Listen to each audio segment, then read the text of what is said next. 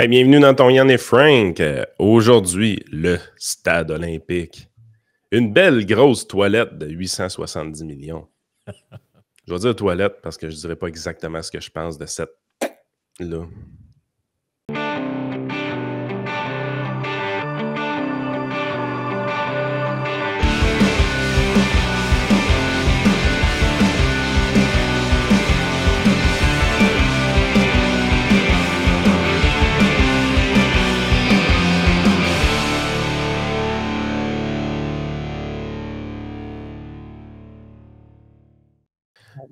Qu'on rentre dans le stade, Yann, là, il y a une clip qui fait le tour du monde en ce moment.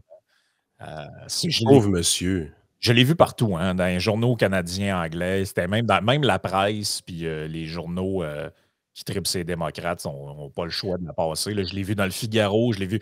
Bref, ça fait le tour du monde. C'est Biden qui, bon, ben là, c'est un peu les. Mais c'est quoi ça prend là, pour que les démocrates allument qu'il faut un autre président de leur côté? Là? Ça prend quelqu'un pour la remplacer. Mais Non, mais je veux dire, Kamala Harris est plus impopulaire que n'importe qui. ouais, mais ils sont encore 330 millions. Là. Ouais. Mais je pense que c'est juste question d'image. Ça se fait pas vraiment tasser un président qui est elected, là, tu sais. Faudrait vraiment qu'il y ait un. En fait, il faudrait qu'il se tasse de lui-même, que ce soit sa propre décision. Ouais, mais je pense qu'il est maintenu en place par le staff. Il est sur le pilote artificiel, le pilote automatique, ce monsieur-là. Là. Ah ouais, c'est sûr qu'il est sur les Sudafed ou quelque chose de même, mais ça n'a pas de sens. Là. Ça n'a juste pas de sens. Tu sais, on en a vu beaucoup là, au fil du temps. Il y avait des clips un peu altérés là, produits par le staff des Républicains, là, tu sais, où de temps en temps, tu vois qu'il y avait un peu de montage pour le faire plus mal paraître qu'il paraît déjà mal. Là. Mais là, on n'est plus là. Mais là, on n'est plus là. Tu sais, la clip a fait le tour du monde. Le gars, il est. Puis, tu sais, le pire là-dedans, c'est que quand Trump était là, il y a vraiment eu des discussions un moment donné sur il faudrait qu'il passe un test cognitif. Là. Il est rendu débile, ce gars-là. Puis là, il a même fallu un moment donné, je pense qu'il avait fait une conférence de presse. Son médecin ou quelqu'un du staff est venu dire non, là, le président a passé des tests, puis son état mental est totalement normal, il est absolument capable. La question se pose même pas en ce moment aux États-Unis, malgré ce qu'on va voir dans quelques instants. C'est quand même assez délicieux, merci, il faut le dire. Ouais, je me rappelle de ça. Donc là, Biden, il est dans son truc de primaire. Il est avec ses petits lutrins, là, Biden-Harris. Et il raconte des histoires. Tu sais, il jase, il raconte des histoires. Et là, il nous raconte, je mets la table un peu, puis on va entendre l'extrait. Il nous raconte qu'après son élection comme président, il s'est rendu à un sommet du G7. Et voici ce qui s'est passé. On traduira après pour les besoins de la cause. On y va. Pled guilty. Oh, j'ai pas de son, moi non plus. Moi, je l'entendais. Tu l'entendais? OK. You know, right after I was elected, I went to what they call a G7 meeting, all the NATO leaders. It was in the south of England. And I sat down and I said, America's back. And Mitterrand from France looked at me and said, you know, why, how long are you back for? And I looked at him, and the Chancellor of Germany said, what would you say, Mr. President, if you picked up the paper tomorrow in the London Times, and the London Times said, 1,000 people break through the House of Commons, break down the doors, 2 bobbies are killed in order to stop the election of the Prime Minister. What would you say? I never thought about it from that perspective. What would we say if that happened in another democracy around the world? Écoute, c'est confus, là. C'est extrêmement confus. Ouais, fait que là, c'est ça. Il raconte qu'il arrive au sommet du G7 et ça se passe dans le sud de l'Angleterre. J'ai pas vérifié si c'est vraiment là que ça se passait, parce que c'est un peu confus le discours. Là. Et il dit je parle avec le chancelier de l'Allemagne, François Mitterrand. Ouais, là, il se reprend. Après ça, il dit France. Il dit non, c'était en France. Juste dire là, que. Genre 15 secondes après, il redit le gars de l'Allemagne. Ouais, c'est ça. Et juste dire que François Mitterrand, qui était président de la France, il est mort en 96. Hey, écoute, man, on parle de. Lui, c'est le sommet du G7 quand il est devenu président. Fait que c'est quoi, c'est 2020, 2021? 2020. 2020. Il y a 24 ans de différence entre le moment que Biden devient président et que Mitterrand décède. Non. Ça va pas, là. François Mitterrand, président de la République française du 21 mai 1981 au 17 mai 1995, et il est mort quelques mois après la fin de sa présidence. Mais tu sais, on dit souvent qu'une personne âgée, quand elle a des problèmes cognitifs, justement, les premières mémoires à disparaître, c'est les mémoires récentes. Les mémoires, par contre, qui restent, c'est les mémoires qui datent de plus longtemps, des fois même jusqu'à l'enfance. Ouais, c'est sûr, je suis pas mal certain que si on vérifie, il a dû avoir un meeting dans les années 90 avec Mitterrand, Biden, alors qu'il était sénateur ou je sais pas quoi. Là. Exact. Puis ça doit être ce flashback-là qui s'est mélangé à l'actualité. C'est là qu'on se rend compte que le poste de président aux États-Unis est d'abord et avant tout un symbole. Dans le sens que, tu sais, tu peux carrément avoir quelqu'un qui est plus tout à fait sur le poste, puis ça fonctionne quand même. C'est une institution, la présidence américaine. Là. Vous comprenez qu'il y a peut-être 2000, 2500 personnes qui travaillent pour lui. Là. Mais à toute fin pratique, c'est la raison pourquoi c'est pas dangereux pour eux autres d'avoir Donald Trump. Là. C'est pour ça que les Américains se sentent à l'aise d'avoir Donald Trump. C'est que peu importe ce que tu mets là, avant de scraper un pays, il y a tellement de contre-pouvoirs aux States que c'est pas grave. Chose que les Canadiens comprennent vraiment mal parce que les Canadiens, de notre côté, le gars qui se ramasse en haut, il a le pouvoir absolu sur tout. Là. Oh oui, ben nous autres, c'est à toute fin pratique presque des dictatures pendant 4 ans. En tout cas, si tu es majoritaire ou si tu as une coalition comme c'est là, tu peux faire n'importe quoi. Oh, c'est de la royauté carrément au Canada. Ben c'est ça, c'est qu'en fait, c'est ça, c'est calqué un peu sur ce principe-là. Donc, c'est ça. Bref. Et puis, tu sais, en plus, je me suis dit, bon, on pourrait être bon jeu puis dire, je sais pas. C'est la première fois. Là. Ben, c'est pas la première fois. Puis de deux, s'il y avait un nom qui se ressemblait, Ouais. tu sais, je sais pas, moi. Ça, les noms allemands, les noms français, ça ne ressemble pas tant. Là. Oui, c'est ça, mais mettons que tu avais deux présidents, tu en as un qui s'était appelé dans le passé Mitterrand, puis celui qui est là, il s'appelle Montauban, mettons, au lieu de Macron. Tu diras, il s'est mélangé de noms, les deux noms se ressemblent. Macron, Mitterrand, ça se ressemble calissement pas. Non, il est plus là. Il est carrément plus là. Puis t'as-tu remarqué, là, il se ferme les yeux. Là, il dit quoi?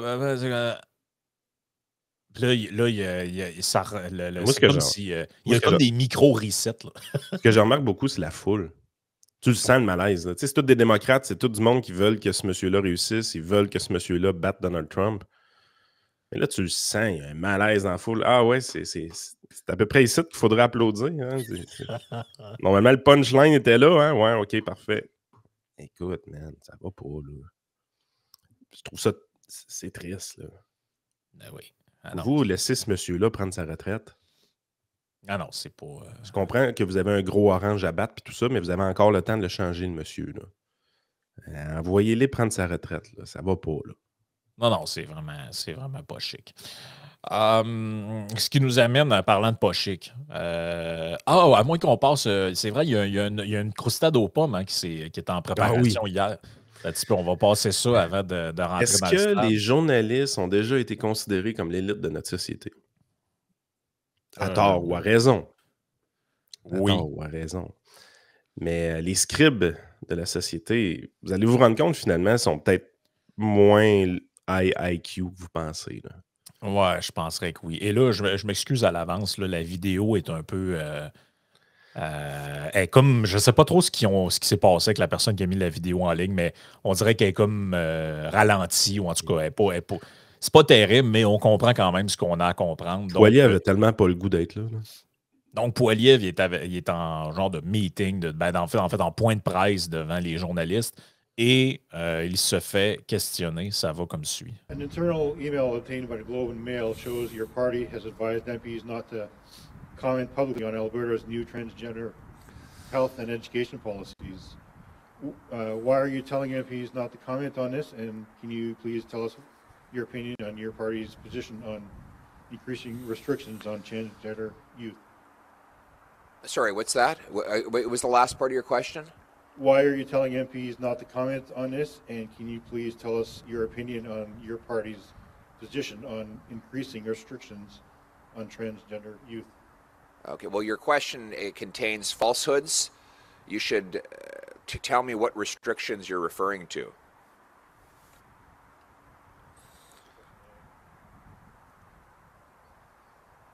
That's the question they gave me. That's the question they gave you. Who gave you that question? That's from my office, from my desk. Which desk is that? Attends un peu, là, Chris. Avez-vous compris ce qui s'est passé là? On pose une question à Poilievre, grosso modo. On lui demande pourquoi te donner des restrictions à tes députés pour ne pas parler de la loi en Alberta qui se passe présentement. Puis c'est quoi ton opinion par rapport à la politique de ton parti en lien avec les questions transgenres chez les jeunes? Puis là, Poilievre comprend difficilement la fin de la question, fait qu'il lui demande de la répéter. Puis là, après ça, le gars, il la répète, fait que ça va bien. Là, quand Poilievre commence à répondre, il dit, premièrement, il y a des faussetés dans ce que tu dis. Probablement qu'il n'y a pas réellement de restrictions sur parler de ça ou peu importe. Et le monsieur lui répond, le journaliste lui répond, le journaliste lui répond, ouais, mais il est comme mal à l'aise. Il dit, c'est parce que c'est la question qu'on m'a donnée. Il dit, qui t'a donné ça? Ben, le bureau à mon journal. Là. Ils m'ont donné cette question-là à poser. Fait que Jean-Pierre Poilievre lui demande une précision sur la question. Il dit, il y a des faussetés dans ta question. Puis le gars, il se défend en disant, tu sais, genre, peut-être, mais je sais pas, c'est pas moi qui l'ai écrit, la question. OK, mais tu sais... Attends un peu, là. Ah non, mais... disons une chose, là. C'est déjà arrivé, par exemple, pendant la pandémie, quand Gariepi, M. Radio X, allait dans les points de presse. C'est déjà arrivé qu'il demande aux autres, ses collègues, est-ce que vous avez des idées de questions que je pourrais poser? Il a déjà envoyé à Gariepi. Ben, c'est ça. Mais ça existe. Tous les journalistes font ça. J'imagine que, je ne sais pas moi, Emmanuel Latraverse, s'il reçoit Justin Trudeau en entrevue, ou peu importe, là, Paul Larocque. Elle va demander à Mario, qu'est-ce que tu en penses? Oui, ils doivent se demander à une collègue, as-tu une idée de question que je pourrais y poser? Ou genre, cette question-là, penses-tu que c'est bon? Il y a une différence entre ça puis l'autre qui s'en va questionner le journaliste avec le petit carton écrit, un peu comme Claire Sanson avait dit, là, que quand elle était à la CAQ, elle arrivait en commission parlementaire avec ses questions sur le projet de loi, puis le staffer arrivait et disait « Non, regarde, tes questions, crisse ça dans la poubelle, c'est ceux-là que tu vas poser. » Et là, ça donne des questions du genre « Monsieur le ministre, pourquoi êtes-vous aussi incroyable? » Pourquoi on engage des journalistes à ce moment-là? Oui, c'est ça. C'est pas les gardiens de la démocratie, eux autres, là? Non, c'est incroyable. C'est parce qu'il y a des choses assez intenses dans sa question. Là. Vous interdisez à vos MP de répondre à des questions par rapport à ça. Tu avances une affirmation assez intense. Oh, d'où ça? As-tu des preuves de ça? Ah non, c'est ça. Voici la suite. It's from Omni News. OK. As-tu vu? Arrête-les. Sa face, elle veut tout dire. C'est genre, OK, I'm talking with a fucking idiot. Moi, c'est ce que je vois dans sa face. C'est genre, talking with idiot.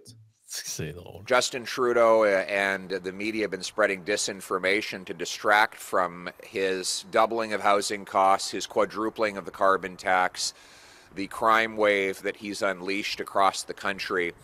And they're doing that by spreading disinformation on this and other issues. Justin Trudeau does not want to defend his appalling record of sending 2 million people to food banks. And so he's spreading disinformation on this subject with the help of the media who want to cover up for his failures. C'est pas mal ça, là. Ça nous amène à la publication d'hier. Je ne la mettrai pas à l'écran là, parce que je ne l'ai pas sur la main. Ils sont bien pas brillants. Ben non, ils ne sont pas brillants. Mais hey, la publication du Devoir d'hier, C'est son talent en Serbie. Imaginez-vous donc, c'est pas drôle en Serbie. Là. Il y a des médias à la botte du gouvernement payés par le gouvernement. Ils écrivent ça sérieusement, là, eux autres, là, sur leur compte Twitter. Les médias partagent la désinformation. Ouais. Parce qu'en sens, le gouvernement était là. T'as peu, là. Been there, done that, hein? On a déjà vu ça. Eux autres, ils pensent réellement qu'ils sont neutres et indépendants, pour vrai, dans leur tête. Là. Oh, ouais. Man, vous ne voyez pas aller. Ah non, je ne vais pas aller par toutes eux autres. Là. Donc, ça, c'est la bombe qui est sortie hier, entre guillemets. Là. Le stade olympique. Un nouveau toit pour 870 millions. D'habitude, tu coules de l'information parce qu'on avait coulé, ou en tout cas, on avait eu entre les branches le chiffre de 750. Normalement, l'objectif de couler le 750, moi j'étais là, ils vont annoncer de quoi à 500, genre. T'sais, ils ont coulé 750, fait peur au monde, faire réagir le monde. Ben, la ça va être technique 500. monomarchand. Ouais, exact. J'étais sûr que c'était ça. Il y a une chose que je ne m'attendais pas. Je ne m'attendais pas de voir un chiffre plus élevé que 750 là. Man, 870 millions, on frôle le milliard. En fait, ça va dépasser le milliard. On sait comment ça marche. Là. Ah non, c'est ça. Et là, on nous dit l'architecte Roger Talibert avait conçu pour les Jeux olympiques de 1976 la grande tour penchée qui a fait la renommée du stade. C'était pour installer une toile qu'on pourrait monter et y déployer, explique-t-il. Mais l'installation d'un premier toit rétractable s'est avérée un désastre en 1987, tout comme l'installation de la toile Teflon en 1998, qui a subi... Frank, sais-tu combien qu'il y a de déchirures dans cette toile-là, dans cette toiture-là depuis le début? C'est là que je m'en allais, là. Non, mais attends un peu, là. Pensez-y, là. Guessez un chiffre. Mettez-les dans les commentaires direct là, puis écoutez-les après, là. Guessez un chiffre, combien de déchirures de toit on a eu. On va vous dire le chiffre, vous allez capoter. Ben, je t'ai entendu dire un chiffre tantôt, puis je suis pas sûr que c'est le bon. Mais, parce que t'en as un autre, toi? Ben, vas-y. Moi, ce que j'avais dans le rapport annuel, c'était 17 000 déchirures. Dans l'article de journaux, on parle de 20 000. On parle de 20 000. 20 000 déchirures, merde. Donc là, on serait rendu à la 3e toiture du stade. Ça a l'air que ça va tout changer. Là. T'as un couturier à temps plein, il y a 20 000 déchirures depuis l'ouverture. Oh oui, il est dedans aussi. Là. Donc, voici un peu l'historique de la saga du toit. Donc, en 1976, on inaugure le stade qui est à l'époque pas prêt. Hein. On va juste rappeler ça. Quand les Olympiques ont lieu, le stade n'est pas fini. Il n'y a pas de tour après. Puis, il manque des bouts. Puis, tellement Québec, ça. Ben c'est ça, mais l'histoire commence, c'est chapeau de roue. Et 1987, le premier toit est installé. Donc, c'est un toit en Kevlar. Il déchire l'année suivante, à la suite de vents violents. En 1998, Stan y installe une toile en téflon et en fibre de verre qui est installée par la firme Bird Air en remplacement du toit qui avait été installé 11 ans plus tôt. À cause de multiples déchirures. L'année suivante, le toit s'effondre sous la neige en plein montage du salon de l'auto, laissant un trou béant dans la toile. Et là, la marde commence. Ouais, c'est ça, comme dit Joey, c'était les vents dominants à l'époque qui étaient quand même... à l'époque, c'était pas pour les vaccins, mais c'était pour... Très bonne image. À l'époque, c'était pour autre chose. Mais là, écoutez bien ça, là, le début de la saga. Et là, je vous jure que c'est vrai ce que je vais vous lire là. C'est capoté. Là. Le journal en a fait une version très courte, là. Mais regardez, pour moi, c'est le symbole du taponnage québécois. Je suis sur le site du Parc olympique là, et écoutez bien la série d'étapes interminables sur la réparation du toit. Donc, on dit en 1999, donc le panneau se déchire, comme je l'ai dit, il y a des pluies, il pleut dans le stade, le salon de l'auto, c'est une catastrophe. Ça peut bien sentir la charogne là-dedans, pareil. Hein. À août 2002, on commence à réfléchir à réaliser un 3e toit. À août 2002. 2 ans plus tard, on a l'appel de candidature, donc le processus de préqualification des fournisseurs éventuels. 3 candidats soumettent leur dossier, mais en raison de problèmes techniques, toutes les candidatures sont rejetées. 2 ans plus tard. Problème technique étant changement de gouvernement. On s'en va en 2005. Second appel de candidature. 4 firmes soumettent leur candidature. 2 firmes sur 4 obtiennent la note de passage en démontrant au comité d'évaluation leur capacité à réaliser le projet. Les firmes retenues pour la suite du processus sont Janis Atlas et SNC Lavalin. Oh, des noms connus. À août 2005, l'appel de proposition ou appel d'offres sur invitation aux 2 candidats finalistes. Janvier 2006, Janin Atlas se retire du dossier. SNC Lavalin continue à développer son projet. Juin 2007, entente hors cours, le dossier Bird Air est clos. Donc, la compagnie qui a installé le toit de marde en 98, qui s'était effoncé, il y a eu une entente hors cours parce qu'évidemment, ils ont dû être. Vous comprenez que ça a coûté quand même plusieurs millions, ce truc-là. Ils ont voulu les poursuivre. Bon, bref. Octobre 2007, on est rendu 5 ans plus tard, SNC-Lavalin dépose sa proposition. Février 2008, validation du concept par le jury, conseil en architecture et le comité de mon cul s'accommode. Décembre 2008, le conseil d'administration de la RIO approuve la proposition technique de SNC-Lavalin et informe le gouvernement du Québec. Hey, avant que ça se rende au gouvernement, on a passé de 2002 à 2008. 2 ans plus tard, juin 2010, avis d'intention. Septembre 2010, le conseil d'administration décide que, puisqu'une seule candidature répond aux attentes, la RIO procédera à un nouvel appel d'offres avec un différent mode de financement. Toutes les options de toiture seront analysées. Ah ouais? Juin Tu 2011. l'option de crisser à terre? Juin 2011. La RIO dépose le dossier de présentation stratégique pour le remplacement de la toiture, blablabla. Avril 2012, le Parc olympique transmet une copie du travail du dossier d'opportunité au ministère du Tourisme. Des recommandations sont faites. Octobre 2015. Ça a commencé en 2002. On est rendu en 2015. Une version bonifiée et mise à jour du dossier d'opportunité est déposée au ministère pour étude. Le volumineux document de 850 pages et 26 annexes est également analysé par la Société québécoise des infrastructures. Ils sont malades. Il y a combien de monde qui sont payés à rien faire dans ce gouvernement-là? Hey Chris, ça fait 20 ans qu'ils sont sur un toit. Ça ressemble à 20 quoi? ans. Ça ressemble à quoi la journée de travail d'un fond qui travaille sur un rapport comme ça? Là? Hey, imagine-toi, chérie, c'est quoi que tu as fait dans ta carrière?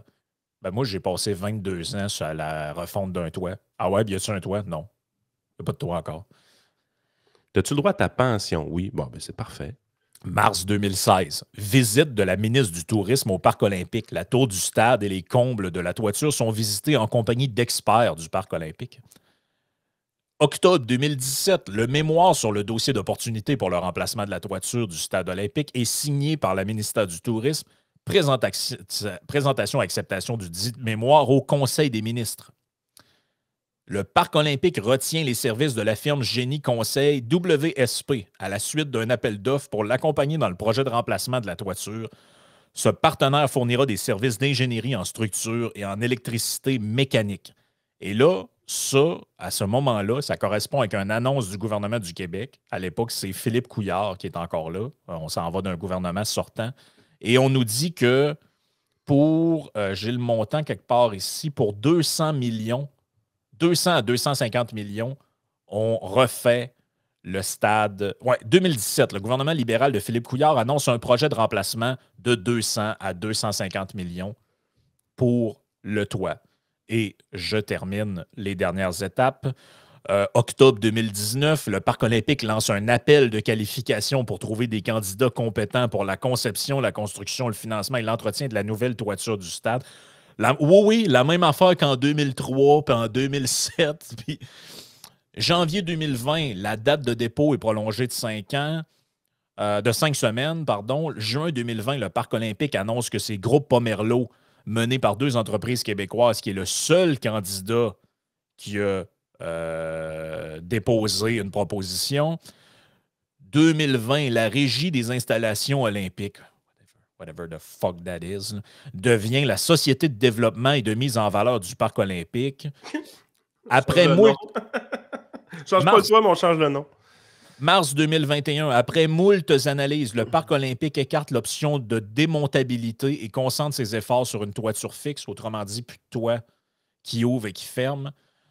Juillet 2023, le Parc olympique annule l'appel de proposition et lance un avis d'intention incluant le remplacement de l'anneau technique.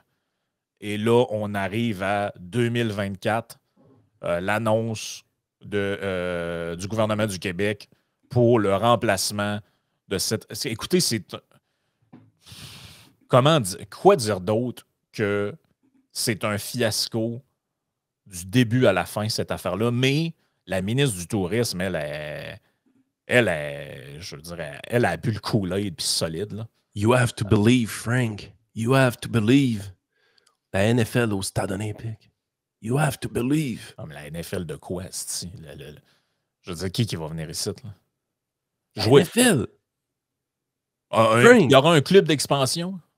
Non, une petite game, là, comme les Bills font à Toronto une fois de temps en temps. Ouais, moi, ça, je suis écœuré de ce niaisage-là. Là. Ils te vendent des infrastructures à coût de centaines de millions de dollars. Puis finalement, ça va être quoi? Ça va être pour une pratique des Kings. Puis il y a une game hors concours des Titans du Tennessee. Là.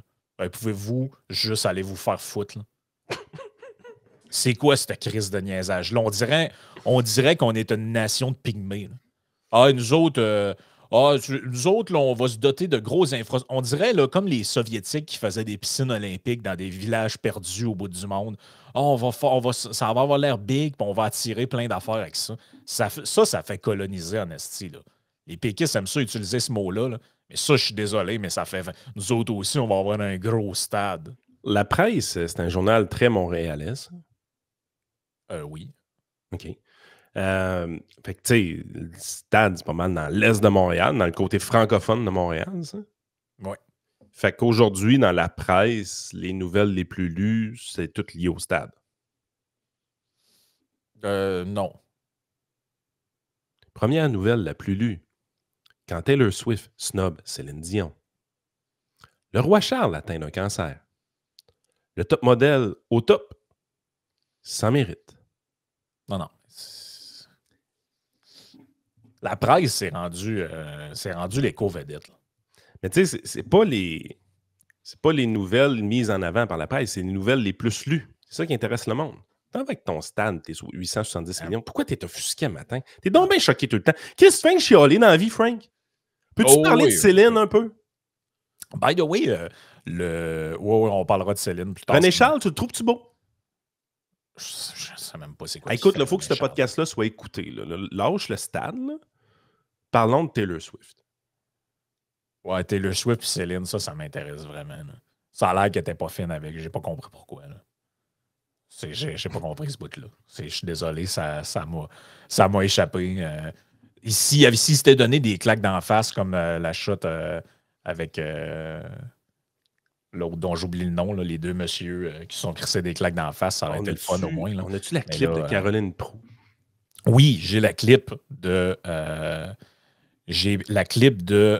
Madame Proulx. Donc, gracieuseté de Moret qui est de retour sur Twitter après des mois d'absence. Moret, l'hyperactif sur Twitter, ça donne beaucoup de contenu. Ah oui, ça donne beaucoup de contenu. Et voici c'est-à-dire Caroline Proulx qui... Frank, tu vas te mettre dans la marde. Ben oui, je sais bien, mais écoute, c'est... Les villes qui vendent le plus de billets au Canada et tout ce qu'on a échappé comme concert cette année qui sont allés du côté de Toronto ou de Vancouver, en 2023 uniquement, Guns N' Roses, Coldplay, Beyoncé, Ed Sheeran, Red Hot Chili Peppers, c'est énormément de retombées qui échappent à Montréal. Les villes qui... Ce qu'elle dit là, elle là. Fait que là, avec son bol de toilette recouvert par une nouvelle toile, on aurait tous ces groupes de musique là.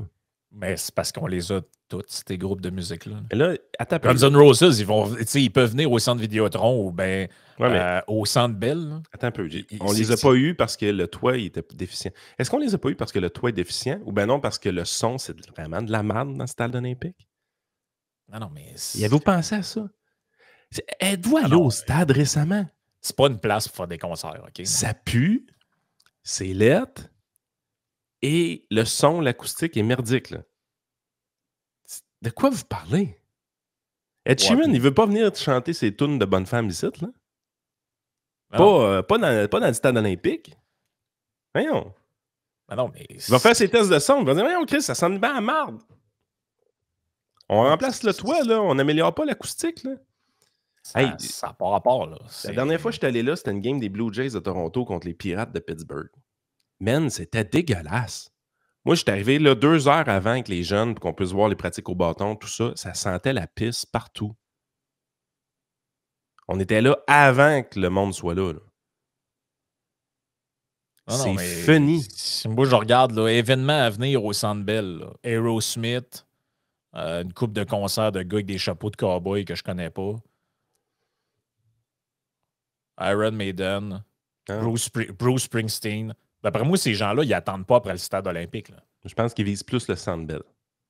Ah non, mais Je veux dire, on a construit le centre Vidéotron à Québec parce que le Colisée Pepsi était rendu désuet, notamment pour recevoir des artistes.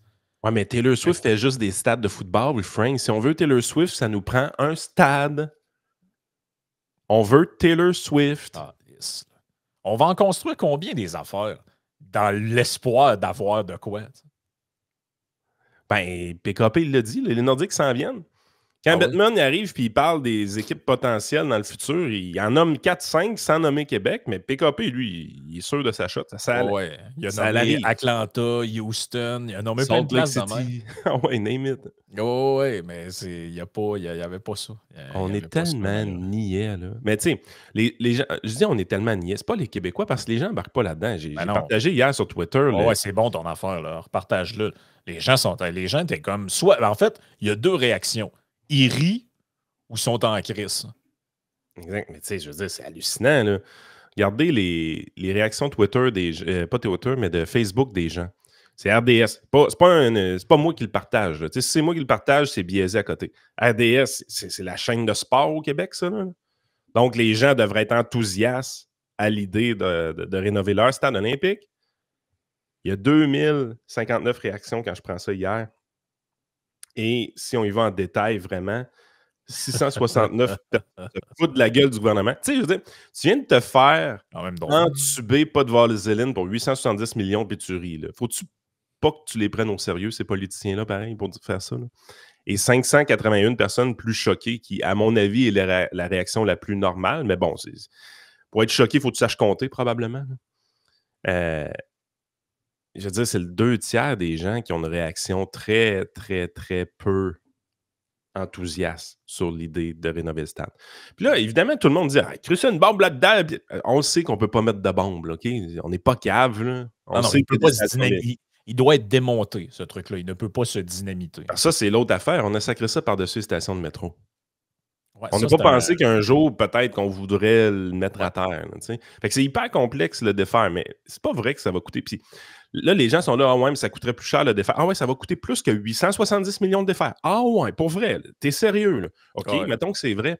Mais il ne faut pas le comparer à 870 millions. Il faut le comparer au coût d'entretien futur parce que ce stade-là, il n'y a aucun revenu. Là.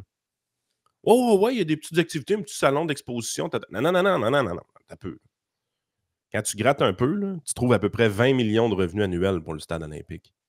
Mais ils ont 28 millions de dépenses. Il y a du staff là-dedans. Il y a 200 employés là-dedans. Là. 200 fucking employés. Là.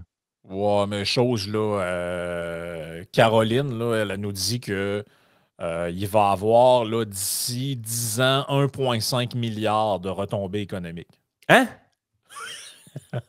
Hein? Oui.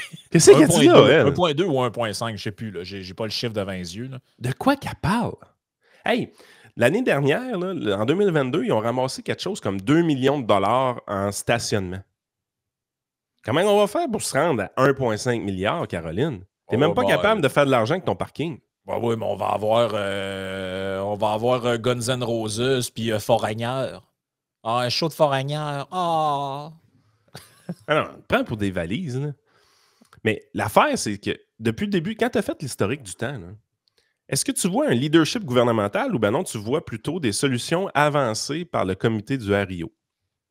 C'est toujours des solutions avancées par le comité du RIO.